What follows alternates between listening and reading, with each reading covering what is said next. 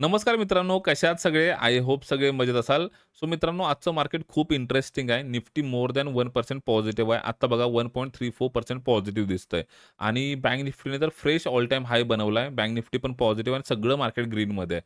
म्हणजे थोडक्यात काय जे आपले पोर्टफोलिओ एवढे दिवस निगेटिव्ह होते ना, थोडेसे रिकव्हर व्हायला सुरुवात झाली. ग्रीनमध्ये यायला सुरुवात झाली. ज्यांनी फ्रेश बायिंग केलं होतं त्यांना चांगले रिटर्न्स या ठिकाणी असतील.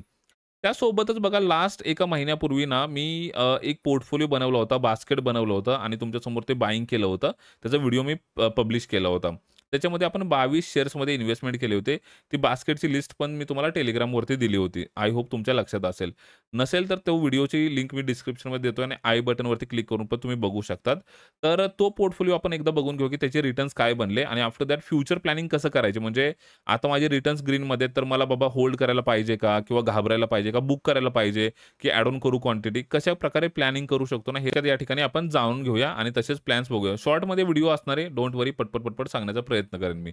तर हेच अकाउंट होतं ते पोर्टफोलिओवरती क्लिक करतो या ठिकाणी आणि बघा या ठिकाणी हे 22 शेअर्स तुम्हाला दिसत असतील. ओव्हरऑलमध्ये दिसतंय 22 आणि हे शेअर्स आहेत जे आपण डिस्कस केले होते किंवा त्याच्यावरती व्हिडिओ बनवला होता.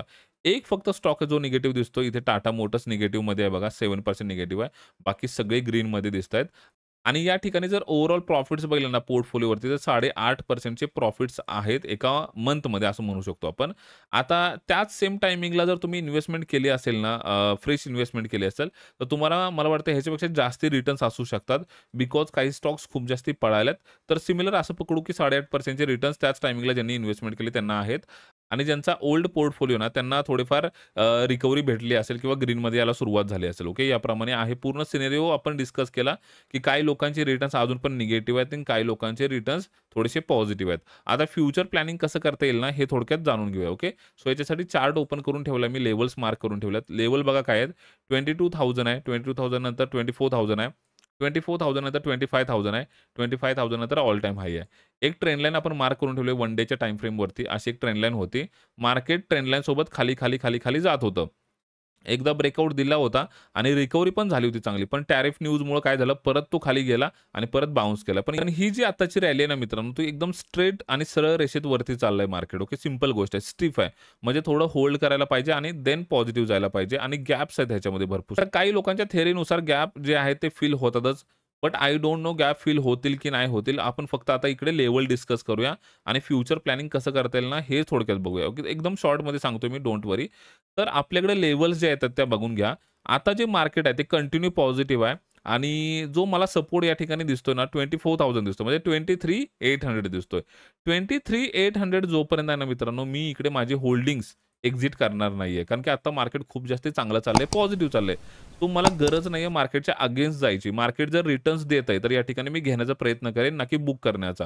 जोपर्यंत 23,800 आहे, मी माझा पोर्टफोलिओ होल्ड करेल मित्रांनो, कारण की त्याच्यामध्ये रिटर्न्स चांगले चालले आहेत आणि माझा जो ओल्ड पोर्टफोलिओ जो मायनस चाललाय ना, तो पण थोडा चांगला रिकव्हर होतो या ठिकाणी. सो मी कशाला बुक करेन? सिंपल गोष्ट आहे. इथे एक स्विंग दिसतोय मला, बट डझंट मॅटर. तुम्ही ती लेव्हल रेफरन्ससाठी मार्क करू शकता. 24,200 जर मार्क करायचं असलं करून घ्या. बाकी लेव्हल मी ही मार्क करून ठेवलेली आहे. 24,800 चा रेझिस्टन्स मी मार्क करून ठेवलाय, जो की मला एक व्हॅलिड रेझिस्टन्स दिसतोय. सो नियर बाय असंच पकडा, की तो एक रेझिस्टन्स आहे किंवा एक झोन आहे 25,000 च्या आसपास. जर 25,000 ला जाऊन तो रिजेक्ट झाला, तर एक जो नवीन सपोर्ट बनेल, लाइक म्हणजे 24,200 बनेल किंवा 24,500 बनेल, तर तो सपोर्ट म्हणून मी कन्सिडर करेन. ॲज ऑफ नाऊ जो माझ्याकडे सपोर्ट आहे, तो आहे 23,800. ओके. 23,800 ला जर होल्ड करून जर तो ब्रेक केला डाउन साइडला, तर माईट बी मी माझा पोर्टफोलिओ या ठिकाणी क्लोज करेन आणि जेव्हा तो परत कमबॅक करेल, परत रिव्हर्स होईल, तेव्हा मी परत ॲड ऑन करेन, एंट्री करेन. ओके. याप्रमाणे माझा प्लॅन आहे.